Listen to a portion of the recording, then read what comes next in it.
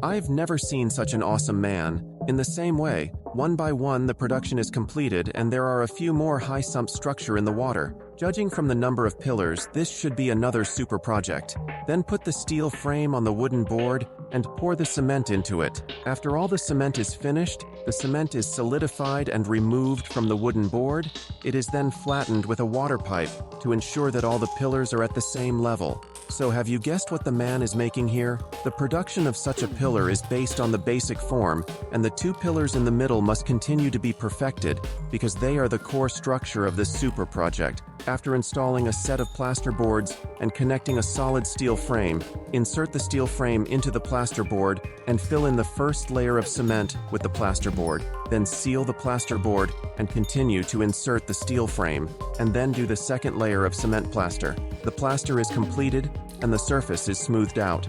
These two pillars are at a height that is already very high. The following man gave two pillars, each with a plasterboard, and used a slanted steel frame to insert the plasterboard to make an important part. After all the plaster is inserted, the cement can be filled into the plasterboard.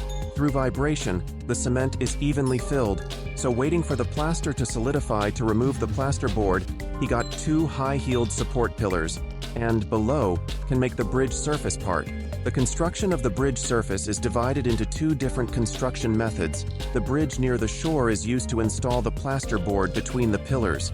At the same time, the cement is used to make it. After the first layer of structure has been processed, continue to put the plasterboard and steel frame and fill in the cement to make the second layer of structure. This big brother should have just escaped under the bridge. The cement solidified to remove the plasterboard. You can see that the complete bridge surface is a light mid-air structure. I have to say that men have quite professional bridge building knowledge. So here, you should be able to see what he is making. Yes, what is being built is a cross-sea bridge. It is because the ants who found the two sides of the stream when they were playing were fighting each other on the other side. So men have to use this bridge to help the ants on the other side, to achieve a communication without obstacles. After the bridge surface on both sides of the river is completed, the bridge surface in the middle of the stream is to be made by the stretcher. He is now supporting the two sides to connect the plasterboard and steel frame and fix the stretcher in the middle.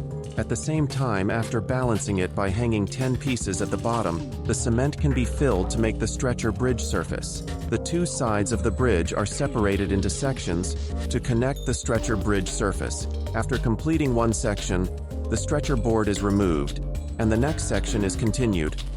Soon the bridge surface is slowly coming closer. This has completed most of the work.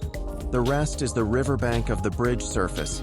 Then install the stretcher board in the middle, and install the steel frame, which is connected to the two sides.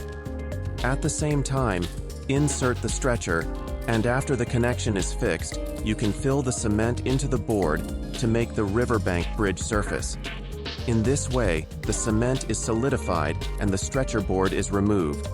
The entire bridge is completed to connect, and the two sides are the last piece of the bridge. After the stretcher bridge is connected, the cross-sea bridge, which is convenient for ants to communicate, is all completed. I have to admire the excellent craftsmanship and wonderful creativity of men. So for this cross-sea bridge built by hand, how many points can you give it?